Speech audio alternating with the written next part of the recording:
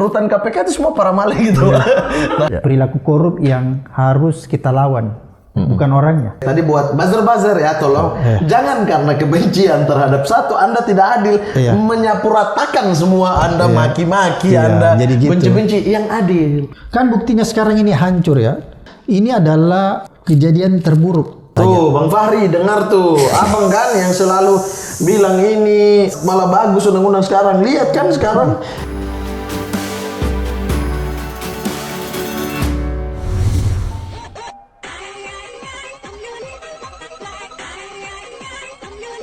Pak Abraham Samad.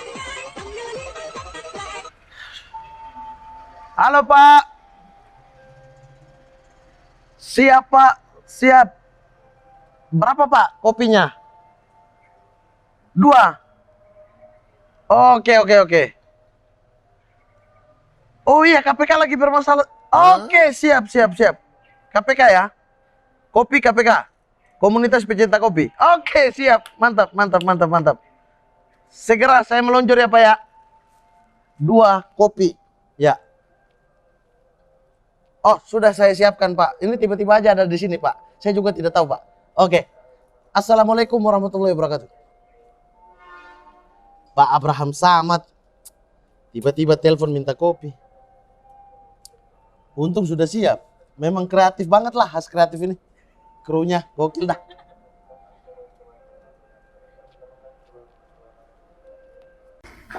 Assalamualaikum. Waalaikumsalam. Ini Pak, pesanannya Pak. Waduh, kopi. thanks Walaupun banget. isinya air. Ya kan basah kan. Mama. Nah, ini. Sip. Alhamdulillah. Halo para maling.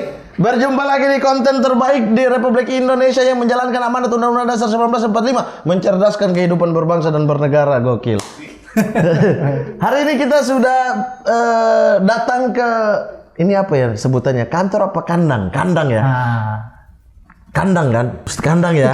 Ini kandang. Jadi di sini jantan semua di sini. Ayam jantan dari Iya. Jantan semua di sini. Dari sahabat-sahabat maling.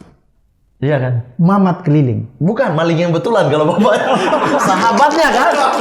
Yang menetapkan mereka maling dan bukan bapak lo dulu ya. Iya kan? Mantap. Iya kan? Ini ketua maling Indonesia. Bukan ketua maling, ketua pemberantas maling. Oh, ketua pemberantas maling, tapi maling yang betulan, bukan pemberantas mamat keliling kan? Bukan. Makanya saya harus sowan ke sini nih. Kalau enggak, kalian semua para maling dibubarkan. Kita ini nama fansnya para maling, Pak. Para maling. Pecinta acara mamat keliling. Wah, mantap. Iya. Jadi rutan KPK itu semua para maling gitu. Tapi dalam Saya lihat Mamat tambah ganteng ini. saya memang dari dulu, Pak. Ganteng ya. Dari dulu manis sih, lebih ke manis. Iya, kalau orang dari timur itu selalu manis senyumnya. Iya. Tapi saya beda sama orang timur lain, Pak. Iya. Orang timur lain nggak ada lusung pipi, saya ada, Pak. Oh, saya juga ada. Mana ada. Spesial loh. Ya. Pak, sehat, Pak? Alhamdulillah. Luar biasa. Tapi sekarang kesibukannya apa nih, Pak? Kesibukan semenjak ini ya, semenjak after menjadi ketua KPK. Wah, hebat juga nih Mamat tuh pakai bahasa Inggris nih. Iya, saya cuma tahu itu after before. itu TOEFL saya 300, Pak. Biasa, Bu Mamat, saya kembali ke dunia saya. Saya kan backgroundnya dulu advokat ya. Advokat ya? Ya, kemudian juga ngajar, ceramah-ceramah.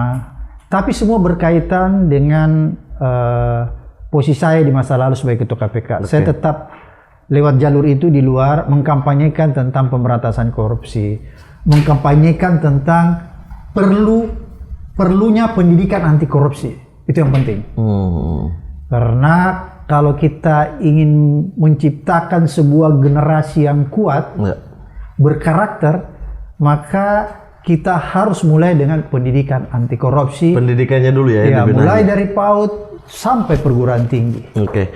Tapi kalau secara status masih boleh nggak sih mendaftar dan dipilih untuk menjadi anggota KPK? Masih bisa, karena itu kan 2 kali ya.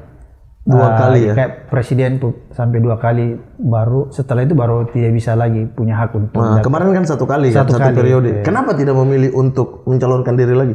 Kemarin, karena saya kan sempat tidak berakhir di kriminalisasi ya. Oke, kasus KTP. Ya seperti begitu. Kriminalisasi, saya dengan Pak Bambang Wijayanto, akhirnya kita berhenti. Makanya ya kita tidak lanjut lagi mencalonkan diri. Tidak ada keinginan lagi? Oh, sangat besar keinginan. Cuman saya melihat kalau saya mendaftar lagi sama Pak Bambang Wijayanto itu hari, ada kemungkinan mungkin saya nggak bisa lolos lagi. Karena orang tidak akan menginginkan saya kembali ke KPK. Di Indonesia ini kan kadang-kadang kita melihat orang baik itu selalu disingkirkan, tidak mendapat tempat. Jadi saya melihat situasi itu. Jangan-jangan kita mau masuk dalam memperbaiki, kita nggak akan terpilih. Itu tapi ada satu kekuatan dari Tuhan. Iya. Yang maha besar. Jika sudah mengatakan jadi maka jadilah. Jadilah dia. Nah, mau orang buruk disingkirkan tapi masih ada yang lebih besar dari itu kan. Iya. Masuk aja dulu Pak. Gitu. Masya Allah. Bung Mamat memberikan saya tausiah. Iya. Kultum. Jadi prasangka buruk terhadap manusia ya silakan, tapi harus berprasangka baik terhadap Allah Subhanahu wa taala. Masya Allah. Kultum. Mantan ketua KPK diceramain. Tapi optimis tidak setelah keluarnya pun dengan kasus ya, dengan ada satu fenomena waktu itu cicak versus buaya ya. Iya betul sekali. Iya. Kan kita tidak pernah punya musuh ya. Iya. Dan yang kita kejar itu perilaku orang, bukan orangnya. Perilaku korupnya. Betul. Jadi bukan orangnya. Iya. Perilaku korup yang harus kita lawan, bukan orangnya, tapi perilakunya. Iya. Tapi setelah kasus itu kemudian dalam tanda kutip menurut Bang Abraham Samad dikriminalisasi, ada rasa ketakutan atau kapok? Sama sekali tidak, karena saya selalu berkeyakinan bahwa nasib dan ajal itu sepenuhnya di tangan Allah Subhanahu wa taala. Jadi Bung Mamat, kita harus yakin ya bahwa kalau kita berjalan di jalan benar itu selalu ada perlindungan yang datang dari atas. Nggak perlu kita minta perlindungan sama yang namanya manusia, karena kan manusia punya keterbatasan. Iya. Mintalah perlindungan kepada yang di atas, karena yang di atas itu maha kuasa, maha esa, maha segala-galanya, jadi dia bisa melindungi umat manusia. Kalau manusia tuh walaupun dia ingin melindungi kita, tapi dia selalu punya keterbatasan. Iya. Berarti tidak ada ketakutan sama sekali ya? Insyaallah nggak ada. Itu sebenarnya kalau dibilang tidak ada ketakutan, lawan katanya adalah berani dong. Berani kan? Sebenarnya muncul keberanian itu dari apa sih? Dari kegelisahan, dari kayak wah ada kesempatan nih untuk saya berani, yang tiba-tiba jadi ketua KPK saat itu. Ya. Itu keberanian itu kan karakter ya. Karakter dari dalam, karena adanya keyakinan bahwa kalau kita berani di jalan yang benar, maka kita selalu dapat perlindungan dari yang di atas. Sebenarnya itu intinya. Kalau tidak ada keyakinan juga bahwa kita bukan berada di jalan benar, kita mungkin juga nggak berani.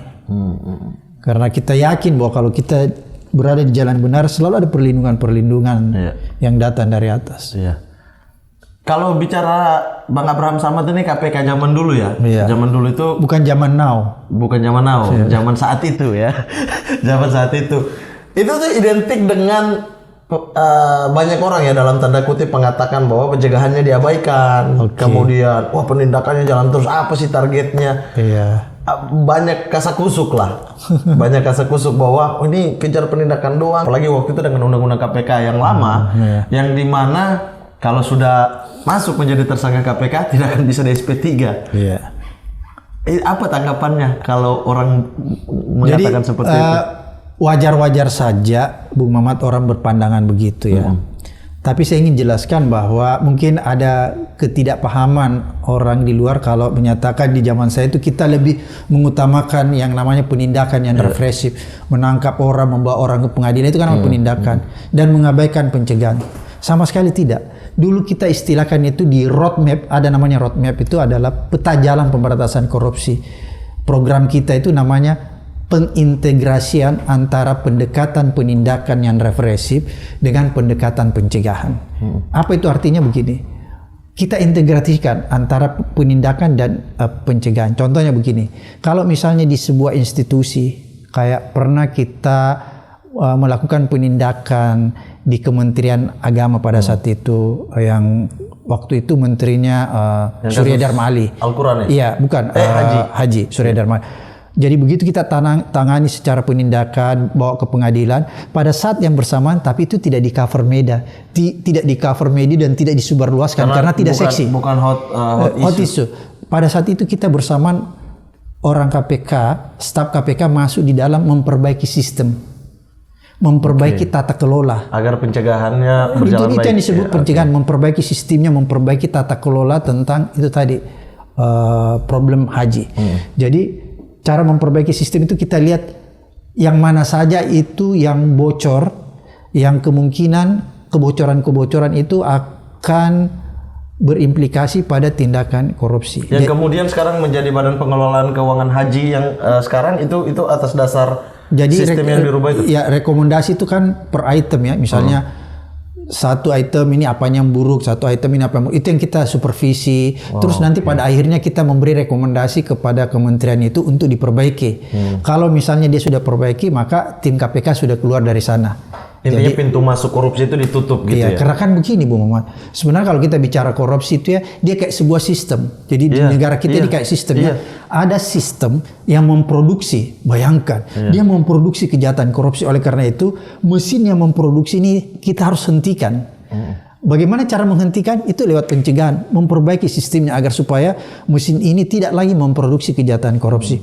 Karena kalau mesin ini terus memproduksi kejahatan korupsi, orang sebaik apapun masuk ke dalam sistem itu, kemungkinan dia bisa akan terjebak dengan perilaku korupsi. Jadi itu dulu yang kita lakukan. Jadi kita tidak mau seperti pemadam kebakaran, Bu Mamat. Apa itu yang dilakukan pemadam kebakaran? Kalau di sini ada kejadian kebakaran gedung, dia datang, padamkan apinya. Setelah dia padamkan apinya, dia pergi. Itu kita tidak mau seperti itu. Yang kita lakukan, kalau gaya KPK dulu, ya roadmap-nya, datang, padamkan, berantas korupsinya, habis itu cari tahu apa penyebab kebakaran. Nah, cari tahu apa penyebab korupsi. Oh, ternyata 1, 2, 3 ada 4 sistem yang keliru. Itu yang kita perbaiki. Jadi setelah kita tangkap orangnya masuk ke pengadilan, sistemnya kita perbaiki. Nanti setelah kita perbaiki baru kita tinggalkan tempat itu. Pemadam kebakaran harus bekerja begitu. Jangan matikan saja, padamkan api, terus dia membiarkan. Sumber api itu dibiarkan. Dia nggak tahu sih kan, dia tahu apa sih yang menjadi penyebab kebakaran. Oh, ternyata korslet listrik. Dia harus memperbaiki gitu. Jadi itu dulu kita istilahkan pengintegrasian antara pendekatan penindakan yang represif dengan pendekatan pencegahan. Tapi lagi-lagi Bu Mamat, kita tidak menyalahkan masyarakat kalau berpersepsi seperti yang tadi bahwa nggak ada pencegahan, padahal itu persepsi pejabat sih, bukan persepsi.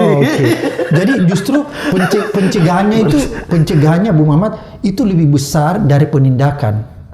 Semua SDM KPK itu lebih besar diarahkan kepada pencegahan. Memperbaiki sistem-sistem ini. Mau tahu buktinya? Penyidik saya waktu saya jadi ketua KPK itu cuma sekitar 200 lebih. Orang yang bekerja di bagian pencegahan itu ada 500-an.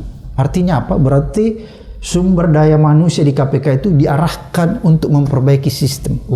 Tapi itu kan yang tidak terbaca, karena yang hiruk pikuk di media adalah ketika ada orang ditangkap, ketika ada orang OTT, itu yang ditangkap. Jadi itu yang jadi heboh. Jadi seolah-olah kayak seperti tadi yang Bu Muhammad bilang, dramatisasi apa, kayak semacam heboh. Tapi ya wajar heboh dong. Zaman 3 tahun ya waktu itu ya. 4 tahun saya. 4 tahun ya, masuk ke 4 kemudian ada kasus cecek versus buaya. Jadi sebenarnya itu intinya. Lagi pula pencegahan yang kita lakukan bukan sekedar perbaikan sistem, Bu Muhammad. Kita juga melakukan yang namanya pendidikan anti korupsi dari PAUD sampai perguruan tinggi. Dan pada saat itu saya masih ingat, saya datang ke Menteri Pendidikan namanya Pak Nuh untuk memasukkan sistem pendidikan anti korupsi dari PAUD sampai perguruan tinggi. Itu masih ada jejak digitalnya. Jadi tahu yang kantin-kantin jujur itu ya? Iya, salah satu itu cuma bagian terkecil ya. Maksud saya itu salah satu yang tidak pernah dipublikasikan. Tidak pernah dibesar-besarkan oleh media. Jadi kita itu memulai pendidikan. Tapi kantin jujur itu kasihan, yang taruh-taruh donat, yang taruh-taruh itu. Dia berharap kan mahasiswanya semua lurus ya, ambil bayar, itu rugi itu.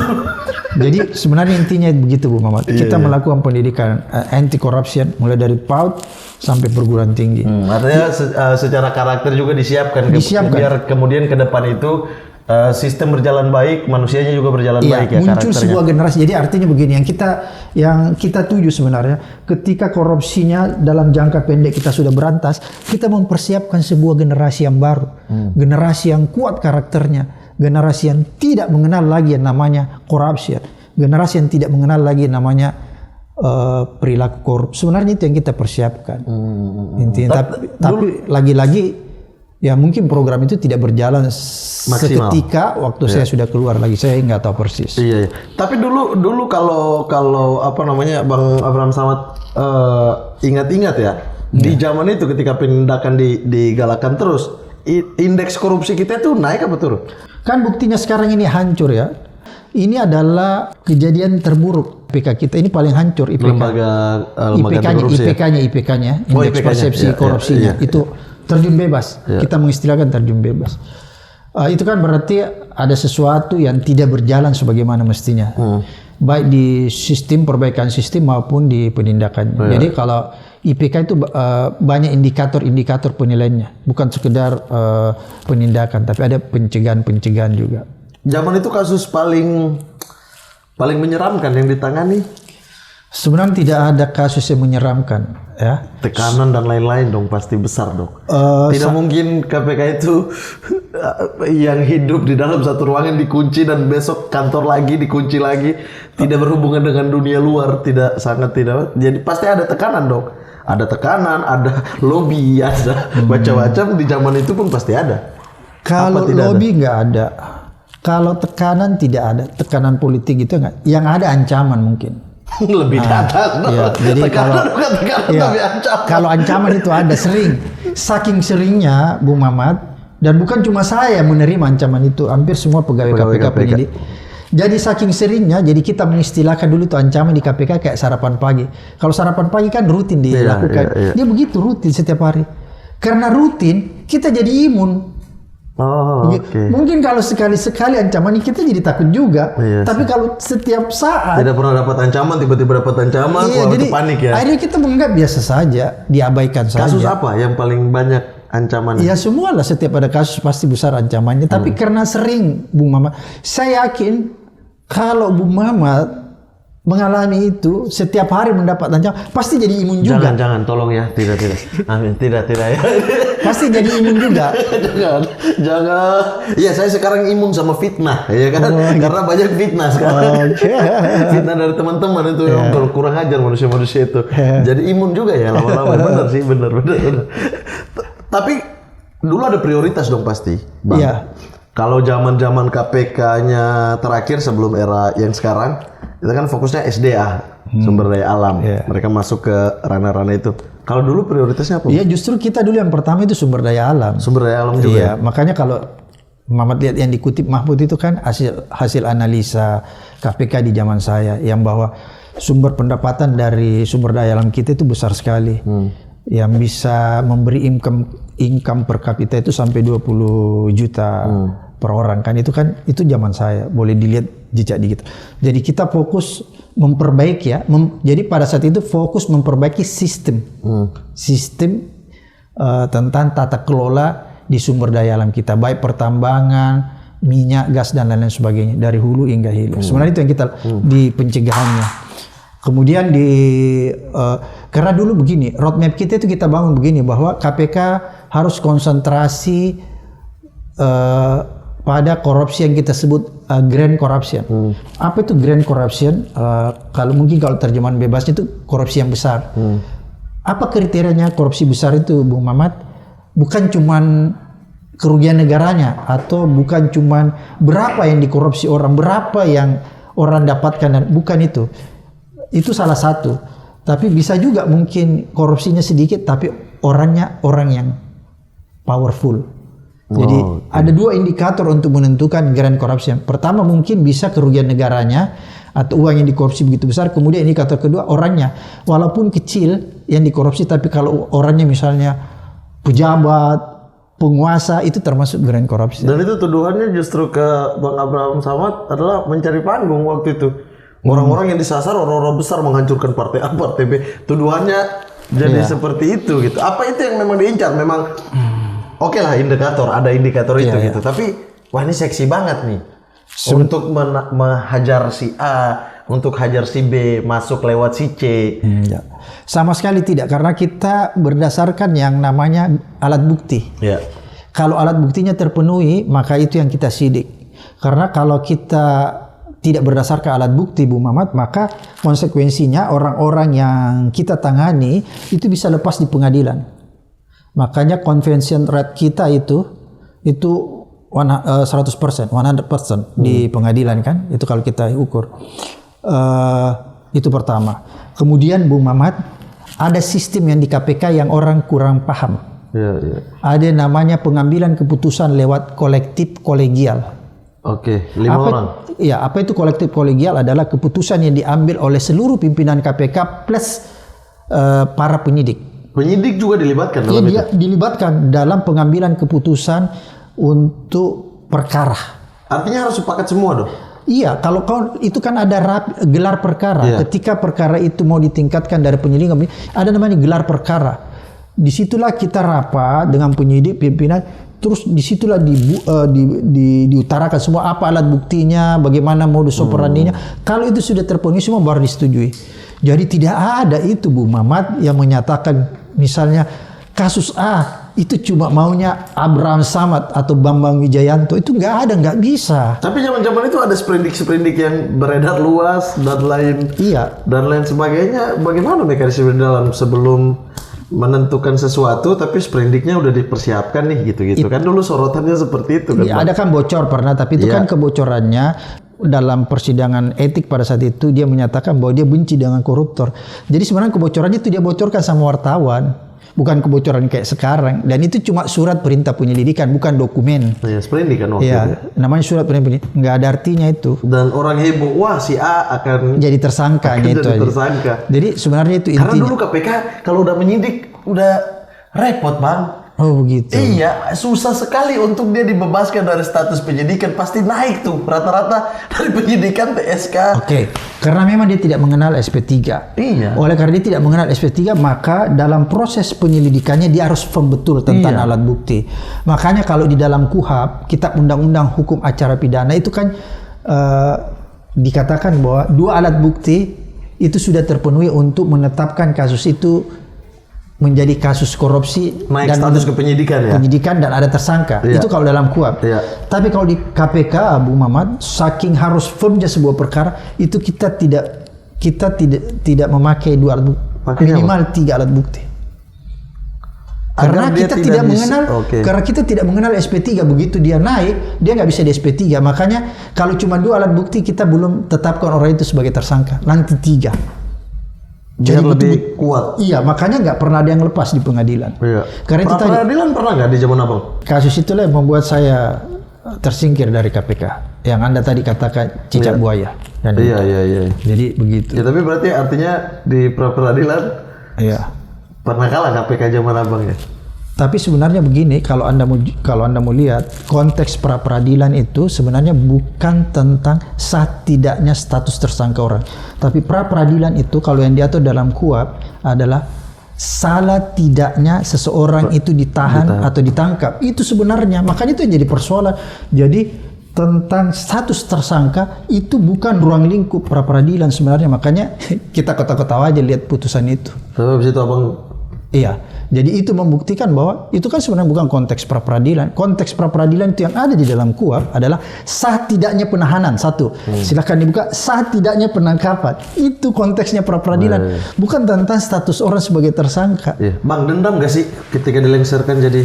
Oh, sama sekali enggak. Sama sekali tidak. Ada satu rasa yang gak akan saya balas kalian semua. Oh, enggak, karena begini Bung Mamat.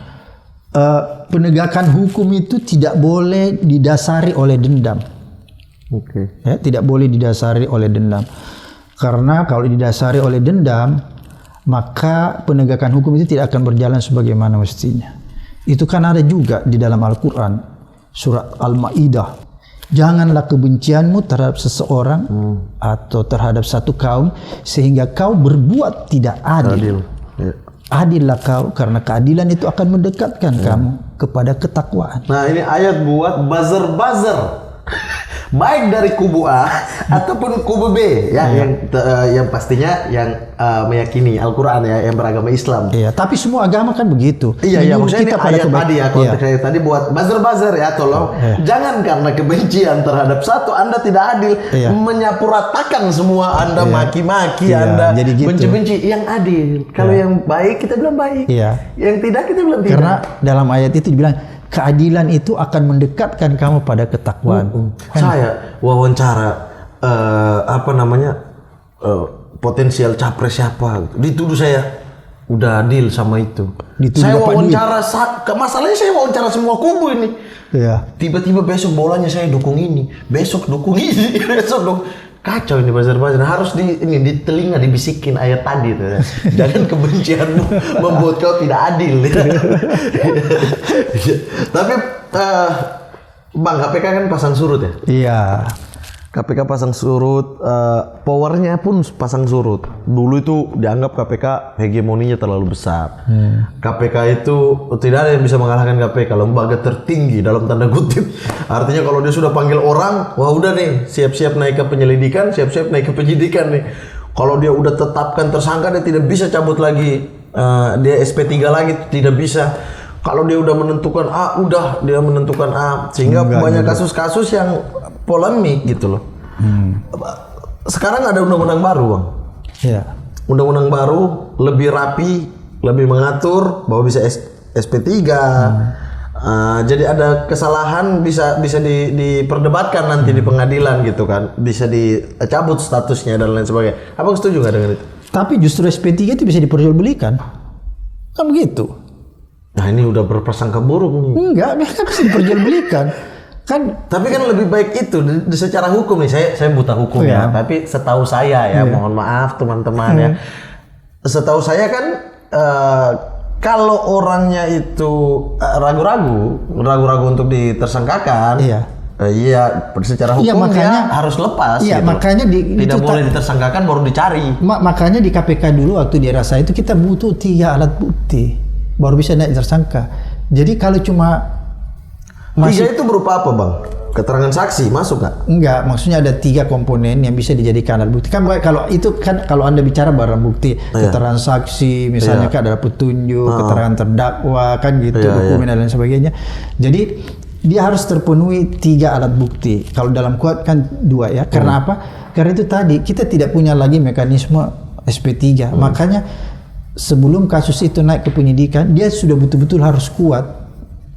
Karena begini, kalau kita memang tidak kuat, maka konsekuensinya di pengadilan kasus itu bisa lepas. Tapi kan enggak. Sebenarnya itu intinya.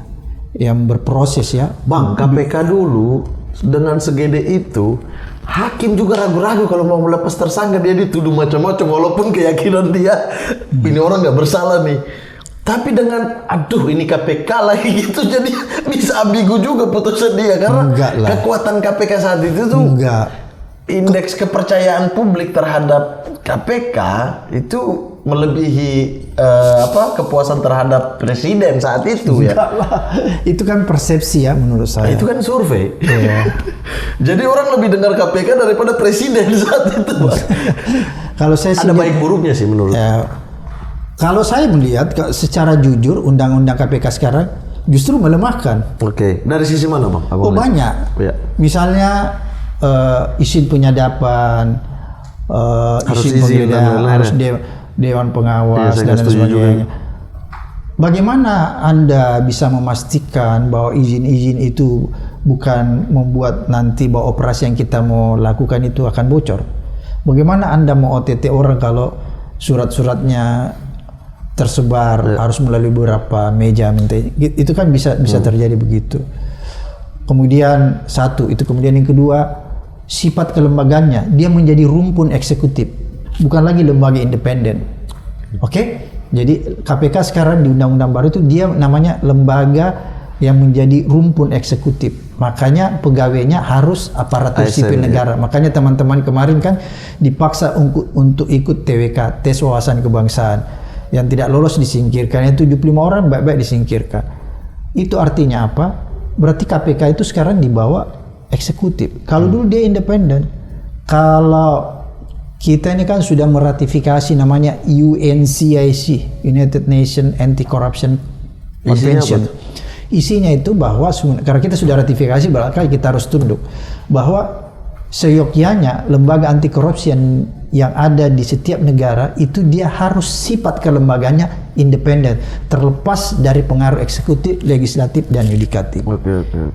Itu disyaratkan sebenarnya agar supaya dia bisa melakukan pemberantasan korupsi dengan lebih independen. Sebenarnya begitu di negara-negara maju kan begitu. Sifatnya itu harus independen. Artinya kalau ikut undang-undang sekarang berarti tidak sesuai dengan konvensi itu ya? Iya, nggak sesuai. Dan dia tidak independen lagi. Loh, bagaimana caranya mau dibilang independen kalau dia bagian dari eksekutif? Iya. Artinya apa? Dan dia pegawainya. Iya, pegawainya.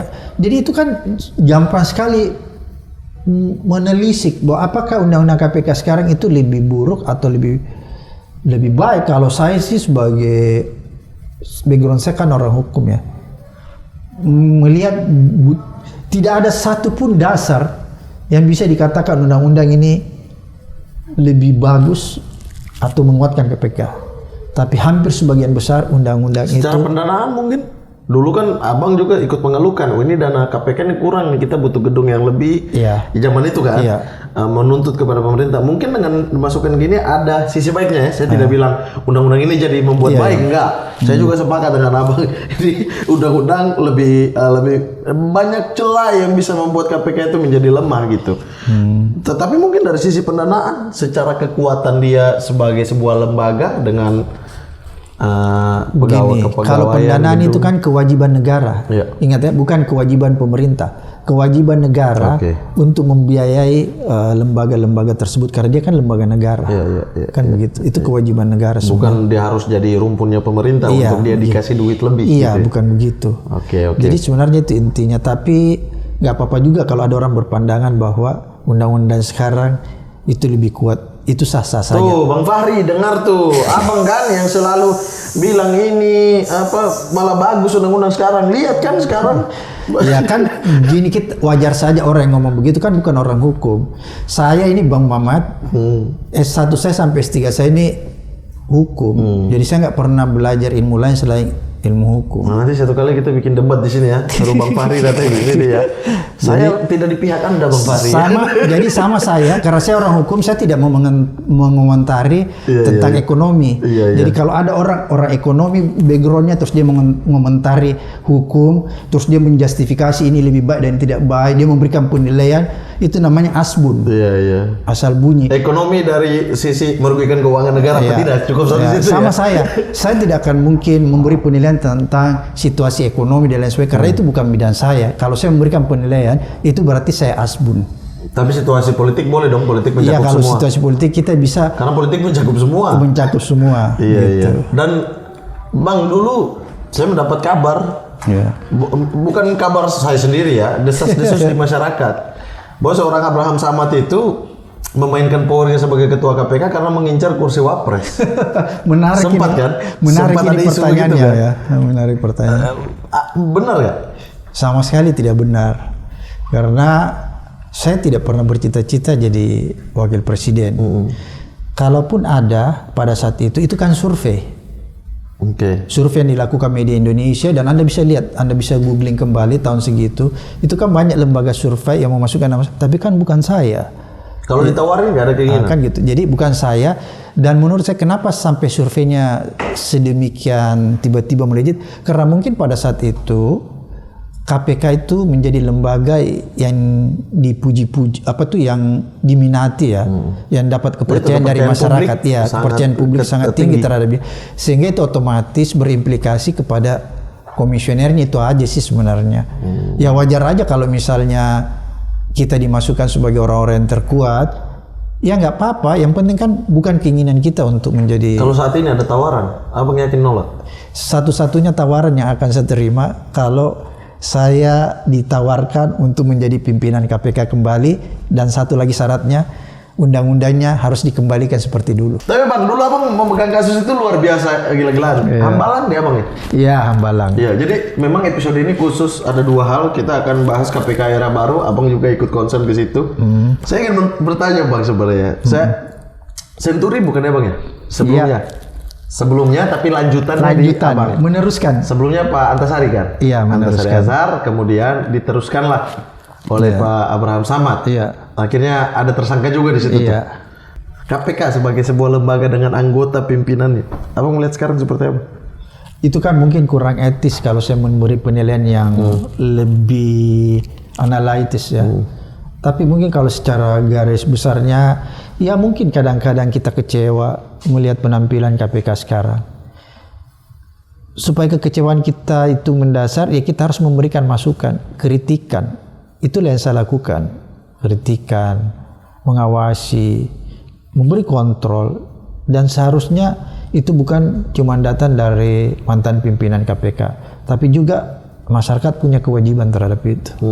Baik sahabat, terima kasih banyak. Sehat selalu. Sehat selalu. Salam buat keluarga di Sulawesi maupun keluarga yang di Jakarta. Sama-sama. Siap. Kalau begitu saya Muhammad Al-Katiri pamit. Terima kasih banyak. Assalamualaikum warahmatullahi wabarakatuh. Sehat selalu teman-teman semua.